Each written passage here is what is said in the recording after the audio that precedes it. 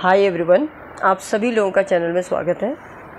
आज की जो हमारी मैराथन सीरीज़ है, marathon number series I think this is 19वीं सीरीज़ चल रही है हमारी।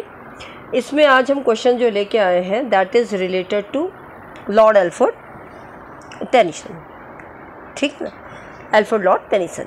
तो इससे रिलेटेड हम MCQs करते हैं। So let's begin with the first question, which historical age Tennyson belong to. अगर पूछा जाए तो कौन सा ऐसी ऐतिहासिक एज है जिस पीरियड में टेनिसन रहे हैं, तो आपको पता है वो विक्टोरियन एज है। आंसर आएगा आपका विक्टोरियन एज। इसी एज में इनको चीफ रिप्रेजेंटेटिव के तौर पे भी रिगार्ड किया गया था, है ना। तो आपको पता है कि टेनिसन को क्या माना जाता है, chief representative of the poet age a chief representative of Victorian age. तो किस एज से बिलोंग करते हैं historical age, that is your Victorian age. Next question है आपका, while at college he won the chancellor's medal for this poem. जब ये college में थे तब इनको चांसलर मेडल मिला था। किस पोएम के लिए मिला था? जब ये स्कूल टाइम पे थे, कॉलेज के टाइम पे थे, तो इनको जो वर्क था इनका दैट वाज टिम्बक्टू।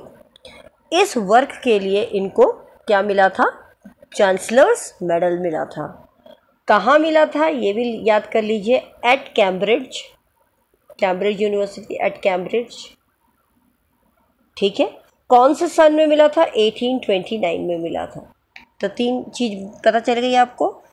इनको टिम्बक्टू के लिए चांसलर्स मेडल मिला था जब ये कॉलेज में थे, कैम्ब्रिज में, 1829 में। इसके बाद चलते हैं, नेक्स्ट क्वेश्चन है question number 3। When Tennyson died, a copy of Shakespeare's play was found lying under the cover of his bed. Which was that play? कहते हैं जब टेनिसन जी की मृत्यु हुई थी तो शेक्सपियर जी का जो एक प्ले था जो उनके बेड के कवर के नीचे पाया गया था, उस प्ले का नाम क्या था? तो वो प्ले का नाम था, शेक्सपियर का है सिम्बलीन। क्या है? सिम्बलीन। ओके। नेक्स्ट क्वेश्चन है, Tennyson was appointed poet laureate in. Tennyson ji को पोइट लॉरेट कब बनाया गया था? तो वो आपको पता है 1850 में इनको पोइट लॉरेट बनाया गया था। और आप ये भी जानते हैं इन्हें कब तक बनाया गया था ये पोइट लॉरेट? जब तक कि ये मरे नहीं थे। तो 18, याद रखिए 1892, इतने साल तक, और ये भी कहा जाता है कि बहुत लंबे समय तक ये पोइट लॉरेट बने गए। इतना कोई भी नहीं रहा इतने लंबे टाइम तक, ये काफ़ी लंबे टाइम तक रहे थे। नेक्स्ट क्वेश्चन है question number 5। Tennyson was appointed poet laureate immediately. इनको पोइट लॉरेट, क्योंकि आपको पता है पोइट लॉरेट की एक ऐसी पद होता था जिसको कभी खाली नहीं छोड़ा जाता था। तो जैसे किसी की मृत्यु होती थी तो तुरंत उसी दिन, उसी समय, मतलब उसी पीरियड को फिल कर दिया जाता था। तो जब पोइट टेनिसन को इमीडिएटली किसके बाद नियुक्त किया गया था पोइट लॉरेट की पद पर? तो जब विलियम वर्ड्सवर्थ जी की मृत्यु हो जाती है तुरंत उसके बाद इनको गद्दी पे बिठा दिया जाता है। नेक्स्ट क्वेश्चन आता है आपका, in which poem does Tennyson commemorate his friend Arthur Hallam. ऐसी कौन सी पोयम है जिसमें टेनिसन शोक अदा कर रहे हैं अपने दोस्त अर्थर हेलम के लिए? तो जो उन्होंने एलेगी लिखी थी, अब एक पोयम थी एलेगी जिसमें उन्होंने दुख बयां किया था जब उनके फ्रेंड अर्थर हेलम की मृत्यु हो जाती है। तो that work was in memoriam. In memoriam ये इन्होंने डेडिकेट किया है। ये एलेजी है, ये लिखी गई थी 1850 में, ये भी याद रख लीजिए। 1850 में इसको लिखा गया था। और कैम्ब्रिज, ये इनके कैम्ब्रिज के दोस्त थे। अर्थर हेलम इनके कैम्ब्रिज के ही फ्रेंड थे। और ये कहा जाता है कि भाई इनकी जो मृत्यु हुई, अर्थर हेलम की मृत्यु कैसे हुई थी अगर पूछ लिया जाए तो इनको सेरेब्रल हेमरेज हो जाता है जब केवल वो 22 साल के रहते हैं। और कहाँ पड़ता है इनको? इन वीना, इन वीना, VIENNA, 1833 में। तो 1833 में इनको हेमरेज हो जाता है और इस वजह से 22 साल की उम्र में, बहुत जवानी में, मतलब यंग, मतलब हम तो कहेंगे कि बच्चा ही समझ लो, 22 ईयर्स, उस समय उनकी मृत्यु हो जाती है। तो उन्हीं के विलाप में एलेजी लिखी थी इन मेमोरियम टेनिसन, जो खुद के उनके क्या थे, कैम्ब्रिज के मित्र थे। नेक्स्ट क्वेश्चन चलते हैं हम, 7th question. Tennyson's poem in memoriam was written in the memory of, already I told you, किसकी याद में लिखी है इन्होंने? Arthur Hallam. ठीक है, Arthur Hallam, AH Hallam. Next question आता है आपका question number 8। Tennyson's friend Arthur Henry Hallam, इनका फुल नाम ये था, AH है ना, Henry, Arthur Henry Hallam, died at, ये मैंने आपको पहले भी बता दिया है, वीना। कब मरे थे? 1833 में। किससे मरे थे? ब्रेन हैमरेज से मर गए थे। ठीक है, तो अगर देखा जाए तो ये वीना में मरते हैं। ठीक है, नेक्स्ट क्वेश्चन आता है आपका question number 9। How many years did Tennyson take in completing In Memoriam, इन्हें कितने साल लगे इन मेमोरियम को कंप्लीट करने में?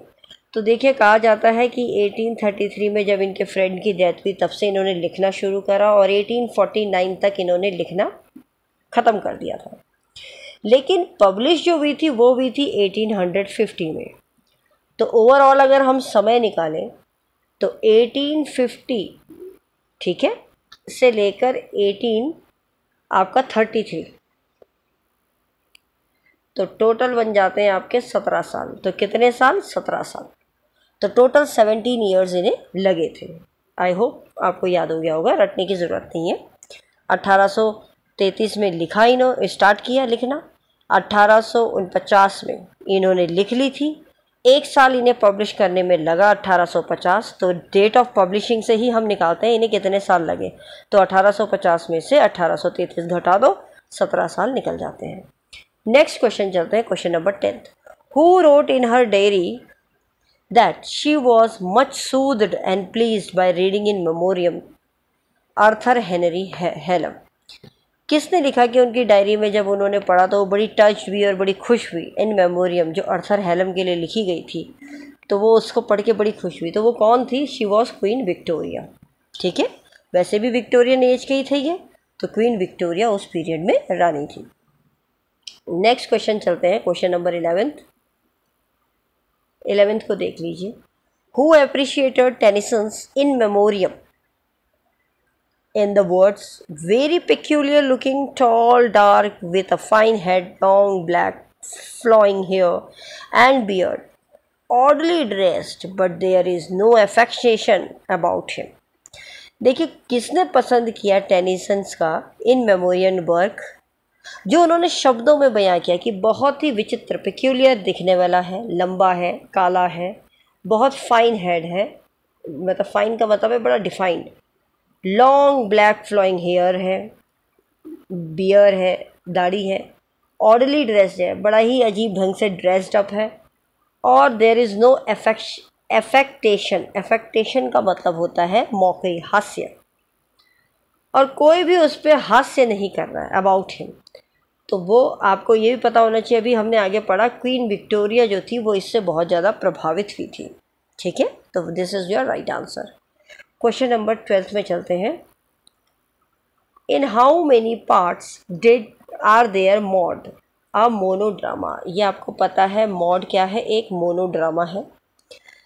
ये इनकी बड़ी ही, अगर पूछा जाए तो क्वेश्चन अगर आ जाए तो ये इनका क्या है, एक बहुत ही बड़ा नरेटिव वर्क हम कह सकते हैं। ठीक है ना, तो ये एक बहुत बड़ा इनका वर्क है मॉड, और ये इन्होंने एक्चुअली यहाँ पर जो नरेटर है इसको मोनोड्रामा इसलिए कहा गया है क्योंकि यहाँ जो नरेटर है, नरेटर यहाँ डिस्क्राइब नहीं किया है, मतलब नरेटर हम कह सकते हैं कि ये अननेम्ड नरेटर है, मतलब जो नरेटर है जो इसको बोल रहा है उसका कोई नाम नहीं है। ठीक है, बिना नाम के नरेटर है। उसके फादर क्या होते हैं आपको पता है, इस वर्क में होता क्या है कि उसके जो फादर होते हैं वो बहुत फाइनेंशियल क्राइसिस में चले जाते हैं, उसकी वजह से वो मृत्यु कर, अपनी सुसाइड कर लेते हैं। और यहाँ पर जो मॉड है, मॉड एक लेडी है, वो लेडी है जिसके साथ जो अननेम्ड अननेम्ड जो यहाँ पर ऑथर हैं, नरेटर हैं, जिनका नाम नहीं दिया गया है, वो देखते हैं कि वो एक मॉड, एक विमेन है जिनके साथ वो क्या करते थे, जब वो जवान थे, छोटे थे, तब उनके साथ वो खेलते थे। तो एक मॉड या मोनोड्रामा है, ठीक है। लेकिन इसको कितने पार्ट्स में लिखा गया है, कितने पार्ट्स हैं इसके? तो टोटल इसके कितने हैं? 3 पार्ट्स, आपको याद रखने हैं, 3 पार्ट्स हैं।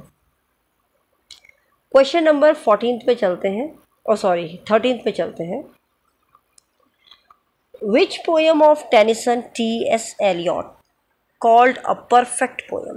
टेनिसन की कौन सी पोएम को परफेक्ट पोएम कहा गया है? तो परफेक्ट पोएम की अगर बात की जाए तो यूलिसस, जस्ट अ मिनट, यस, अगर परफेक्ट पोएम की बात की जाए तो जो यूलिसस है इसको क्या कहा गया है? एक परफेक्ट पोएम कहा गया है। और यूलिसस जो है ये कब आती है? इट कम्स इन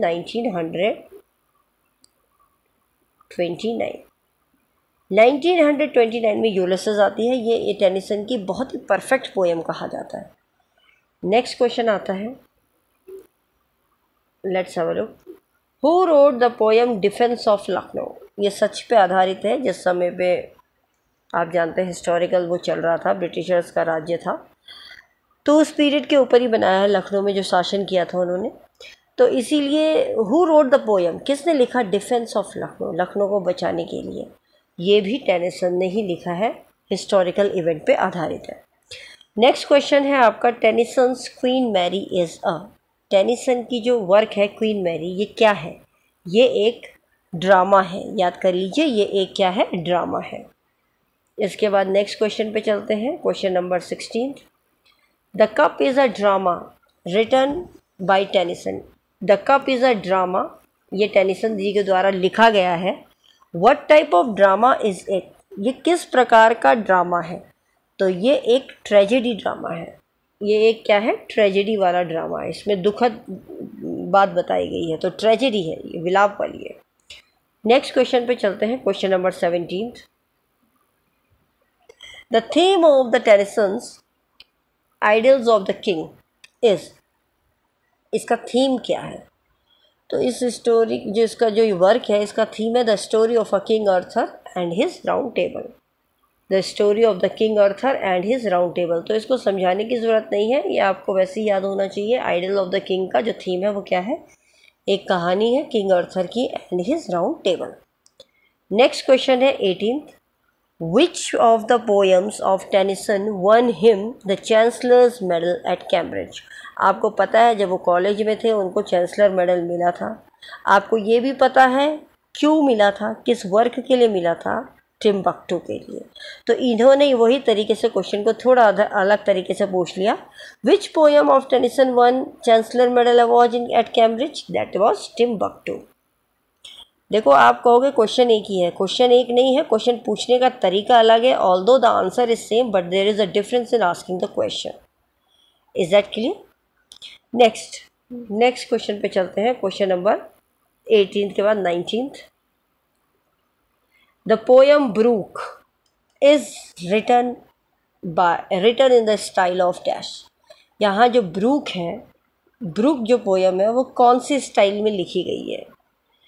तो आपको पता होना चाहिए ब्रूक क्या है। ब्रूक यहाँ पर एक पर्सोनिफिकेशन के रूप में है। ये आपको मैं बता दूँ पर्सोनिफिकेशन क्यों कहा गया है, क्योंकि ब्रूक जो यहाँ पर ये जो इनका जो वर्क है ये एक्चुअली लिखा कब गया था, पहले इसी को बता देती हूँ। ब्रूक लिखा गया था 1886 में, ठीक है।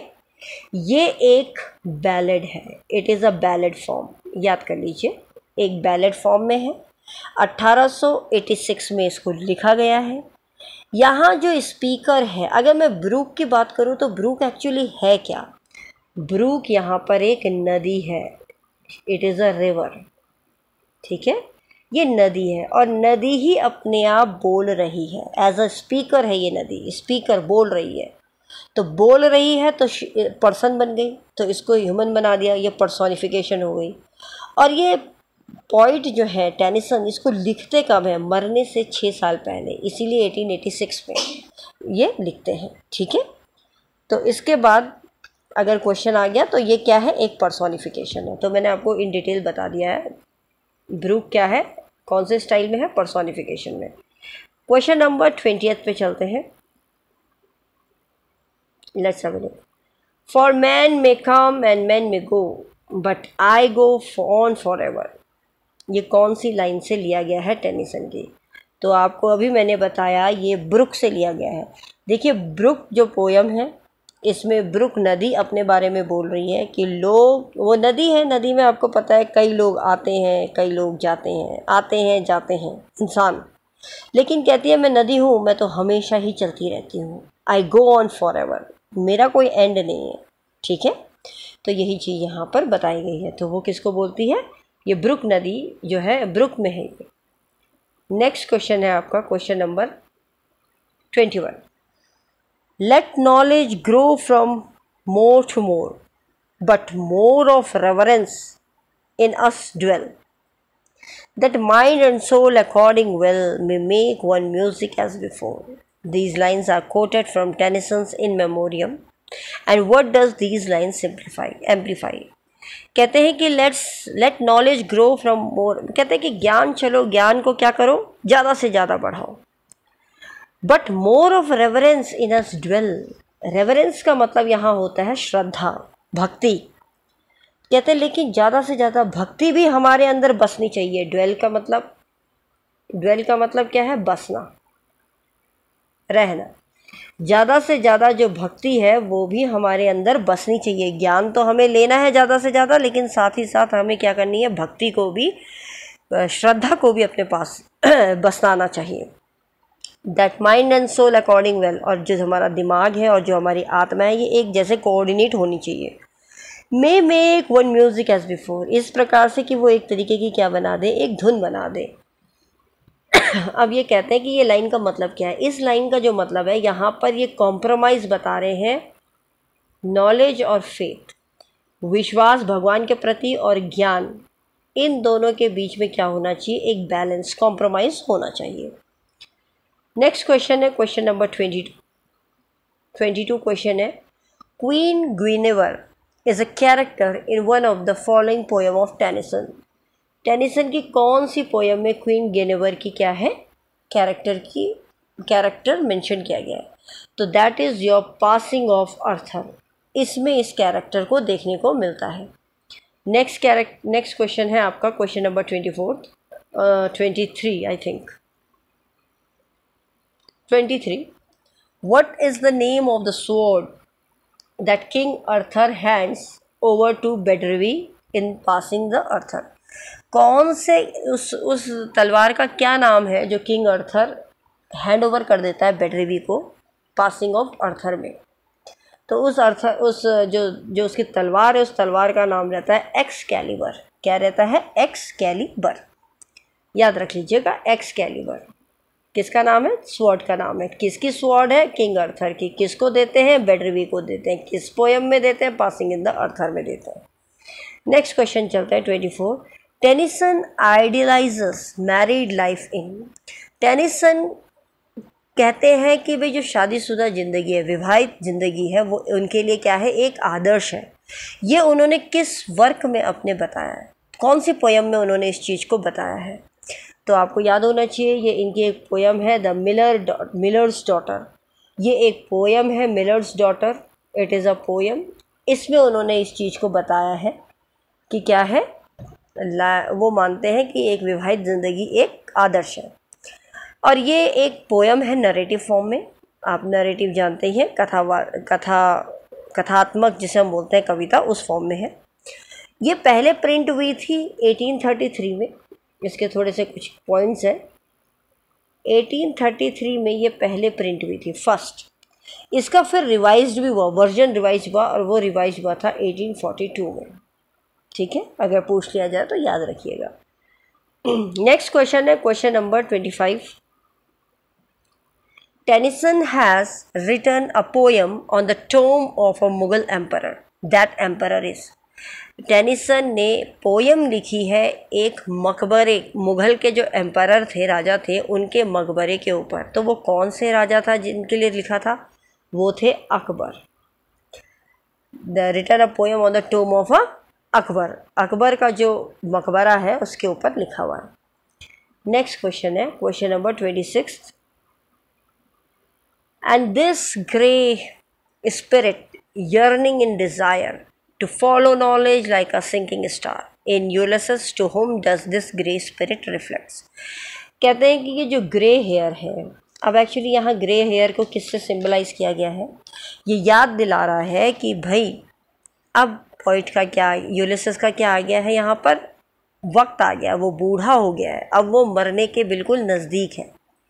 But not his will power, भले वो मरने के नज़दीक है लेकिन वो उसकी जो इच्छाएं हैं, जो दृढ़ इच्छाएं हैं, विल पावर है, वो मरने को तैयार नहीं है। तो यहाँ रेफ़र किया जाता है कि डेथ थॉट आता है, रिमेनिंग लाइफ टाइम की मेरे पास अब बचा हुआ इतना ही समय है, एंड फाइंडिंग नॉलेज, लेकिन अभी भी वो ज्ञान को ढूंढने में लगे हैं। तो यूलिसेस यहाँ पर चाहते हैं, ही वॉन्ट्स, वो ये चाहते हैं कि भाई हर कोई नॉलेज को क्या करे, वो चाहते हैं कि मैं नॉलेज को, ज्ञान को उसी तरीके से क्या करूं, फॉलो करूं जिस प्रकार से एक जो तारा है, जो डूबने वाला तारा के समान, जैसे तारा भी डूबता है ना, उसी प्रकार मैं भी चमकता हुआ डूबूं, मतलब मैं नॉलेज गेन करते हुए ही मरूं। ये स्पीकर मतलब यहाँ पर यूलिसेस का कहने का तात्पर्य है, grey hair spirit.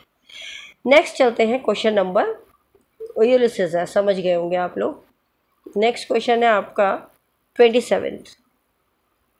To follow knowledge like a sinking star beyond almost bound of human thought. Who wrote this line?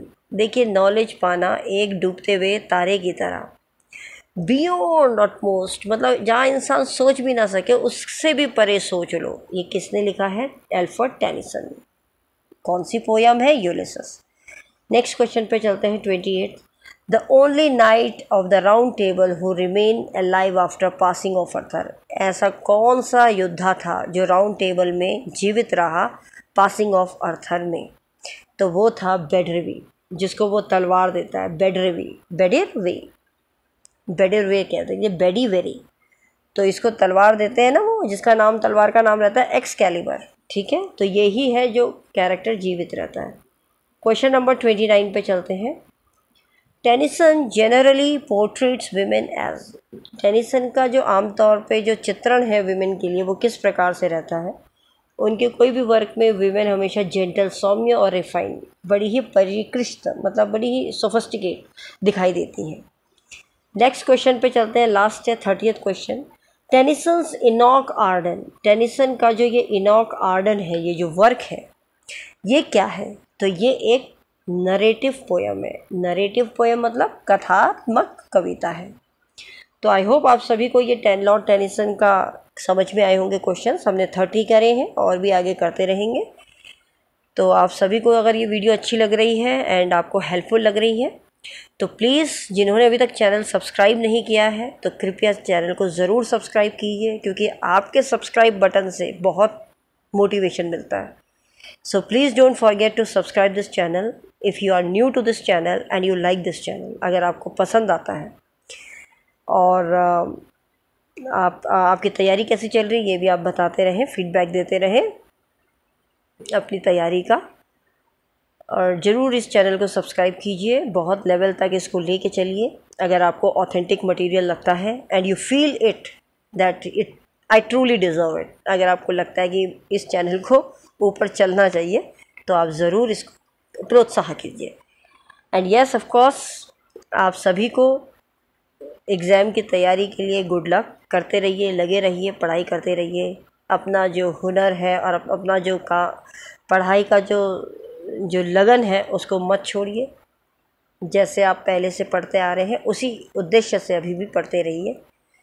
And yes, आपको पता है 4 जून बहुत जल्द रिज़ल्ट आने वाला है इलेक्शन का, तो आपके एग्ज़ाम की डेट भी नज़दीकी आने वाली है, कोई ज़्यादा दूर भी नहीं है। टाइम तो ऐसे ही भागता है, आपको पता नहीं है, बहुत जल्दी से निकल जाएगा।